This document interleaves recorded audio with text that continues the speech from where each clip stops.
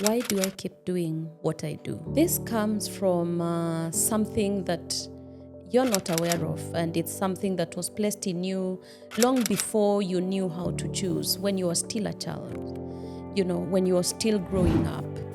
And it has a name, and the name is the subconscious mind. You may think that you're in control, that your conscious mind is in control of the decisions you're making every day and how you're showing up, but really it's not. So no wonder you find yourself doing the same things over and over again. And as Einstein told us, doing the same thing over and over and expecting different results is the definition of insanity. So every time you have found yourself in a room and you feel yourself shrinking, every time you have found yourself thinking, can I really do this? You'll keep setting up beautiful goals, being given opportunities, finding yourself in situations where you're privileged, but you're not able to take the privilege because the subconscious mind is sabotaging you. If you put in the work, if you do the activities, by the end of the season, you will not be the same.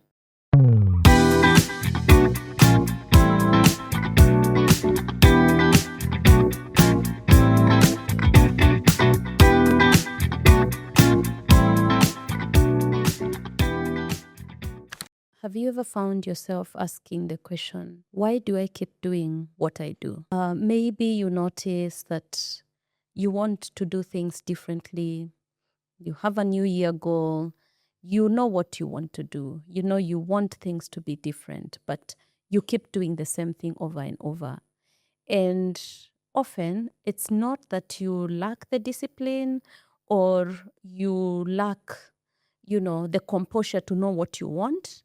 You really do know what you want. You define it, you put it down, but then you keep reaching the same results over and over again. This comes from something that you're not aware of, and it's something that was placed in you long before you knew how to choose, when you were still a child, when you were still growing up. And it has a name, and the name is the subconscious mind. So in this season, we are going to go in and define what that is. In season 1, I sat with 10 women leaders, and had very honest conversations. These were leaders in different sectors, leaders at different levels. Some were national, others regional, others global. And from the conversations, and as I reflected on them, the conversations boiled down to one thing.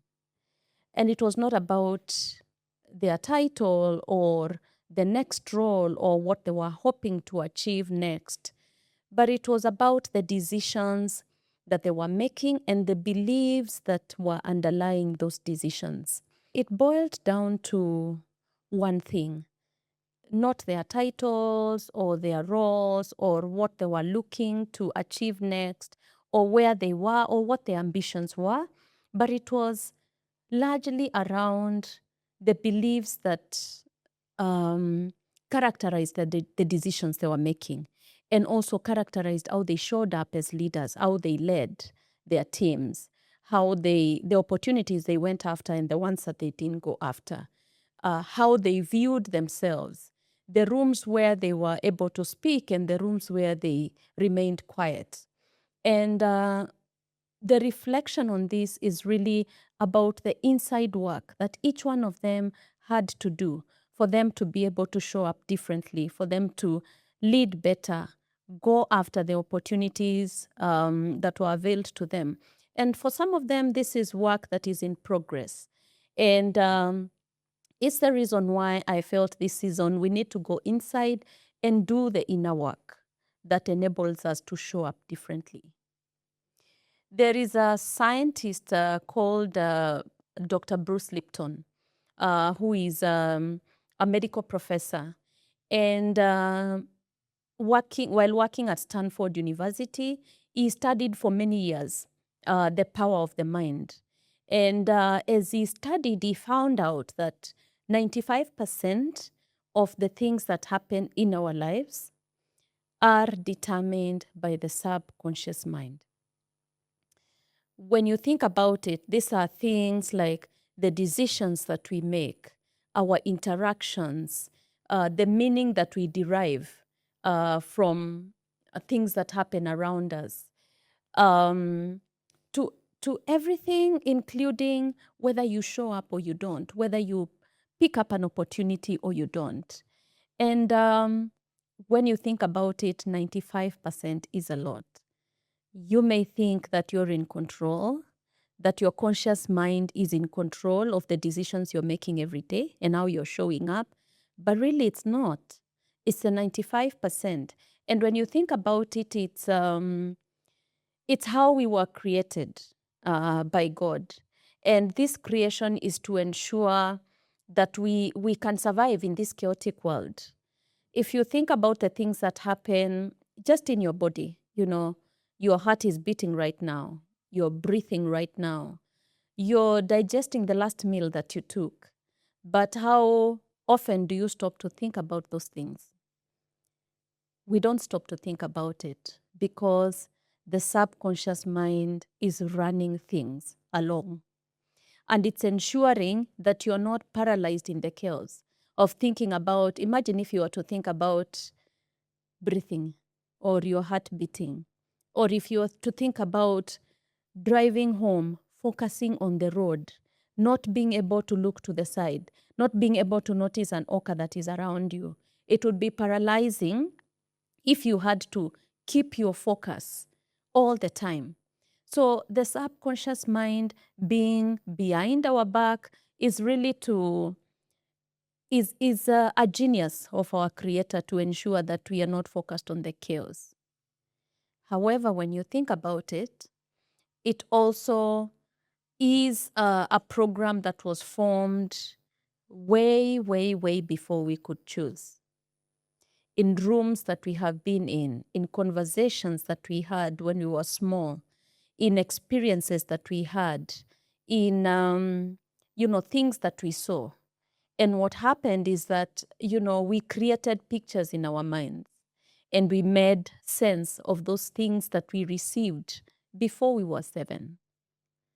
When you think about it, by the time you're 7, you really don't know what to accept as truth or what not to accept as truth.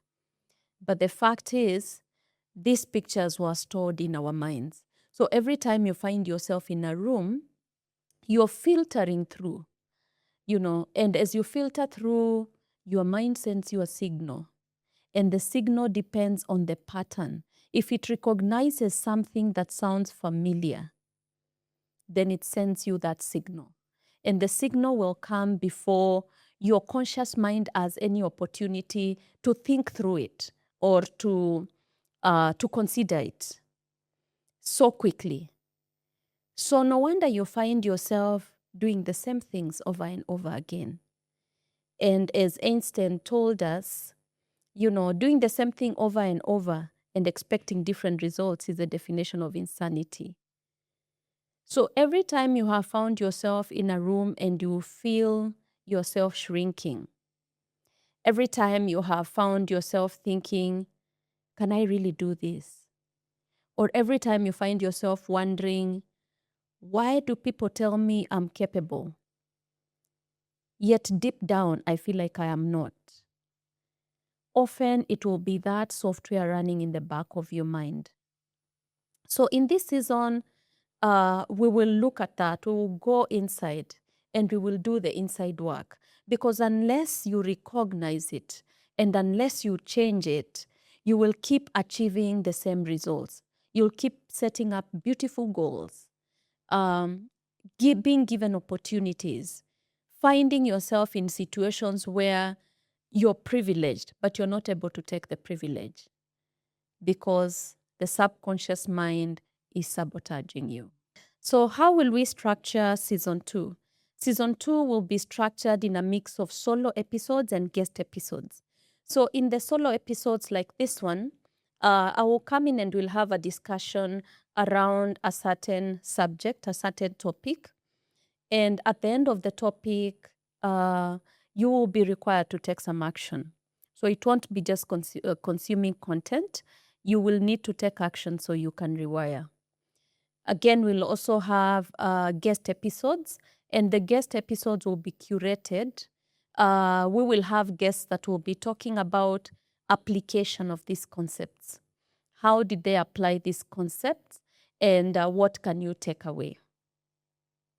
So season 2 will require you to do the work, and I can promise you, if you put in the work, if you do the activities, by the end of the season, you will not be the same.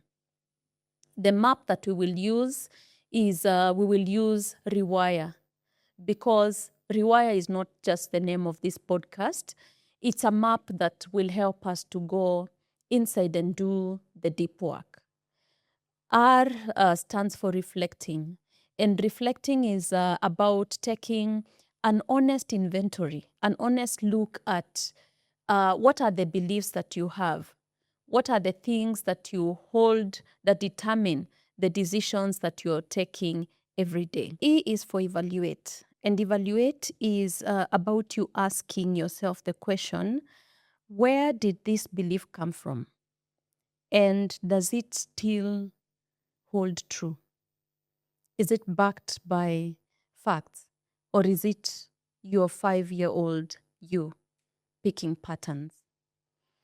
W is about work. And this is because knowing is not enough. You need to take the action.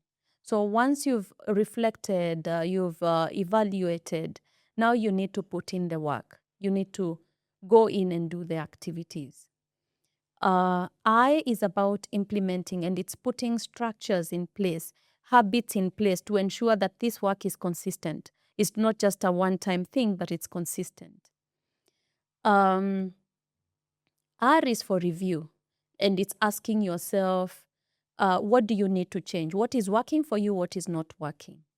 And E is for evolve, evolving to become the person that you want to be even before you can see it.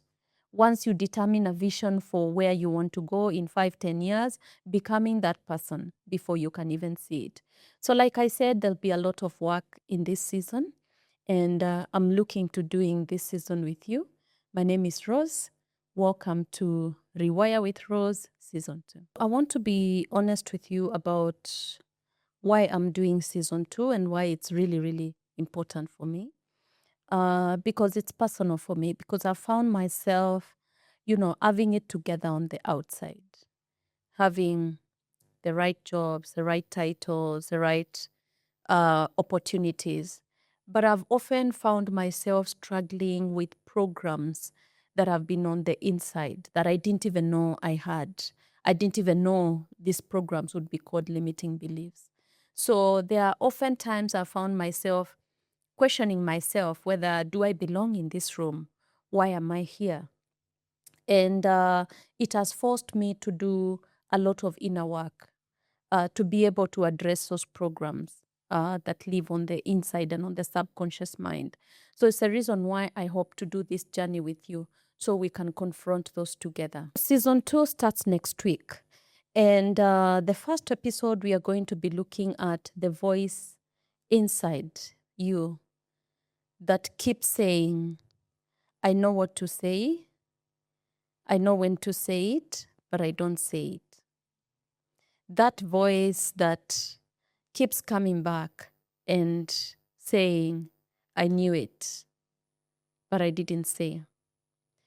So we will look at how that voice has been referred to by different names as self-doubt, imposter syndrome, and yet it's part of your subconscious mind that has evolved to warn you about danger before it happens, but also to give you wisdom about decisions. But often we call it a different thing, and often we silence it. We find ourselves in rooms where we know we need to speak, but we don't, until we come back to say, I knew this would happen. So join me in Season 2 as we delve deeper into that. Thank you.